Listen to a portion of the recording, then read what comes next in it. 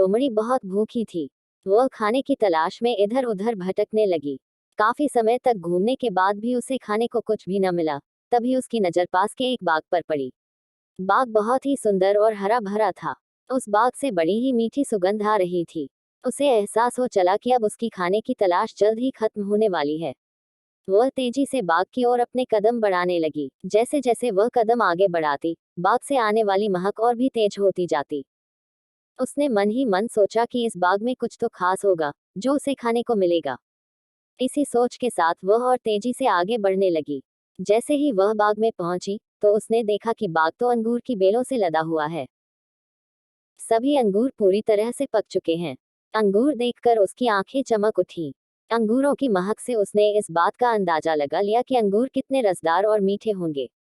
वह इतनी उतावली हो चली कि मानो एक ही बार में बाग के सारे अंगूर खा जाएगी।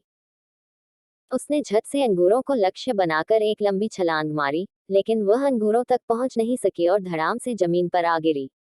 उसका पहला प्रयास विफल हुआ। उसने सोचा क्यों न फिर से कोशिश की जाए। वह एक बार फिर जोश से उठी और इस बार उसने अपनी पूरी ताकत से पहले से तेज अंगूरों की ओर छलांग लगा दी। लेकिन अफसोस कि उसका यह प्रयास भी बेकार गया। इस बार भी वह अंगूरों तक पहुंचने में नाकामयाब रही, लेकिन उसने हार नहीं मानी। उसने खुद से कहा कि अगर 2 प्रयास विफल हो गए तो क्या, इस बार तो सफलता मुझे मिलकर ही रहेगी। फिर क्या था, इस बार फिर वह दोगुने जोश के साथ खड़ी हुई। इस बार उसने अब तक की सबसे लंबी छलांग लगाने की कोशिश की। उसने अपने शरीर की सारी ताकत को एकत्र कर एक लंबी दौड़ लगाई। उसे लगा था कि इस बार उसे अंगूर पाने से कोई नहीं रोक सकता, लेकिन ऐसा हुआ नहीं। इस बार का प्रयास भी खाली गया। वह जमीन पर आ गिरी। इतने जतन करने के बावजूद वह एक भी अंगूर हासिल नहीं कर पाई।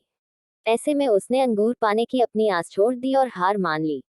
अपनी विफलता को छिपाने के लिए उसने खुद ही बोला कि अंगूर खट्टे हैं, इसलिए इन्हें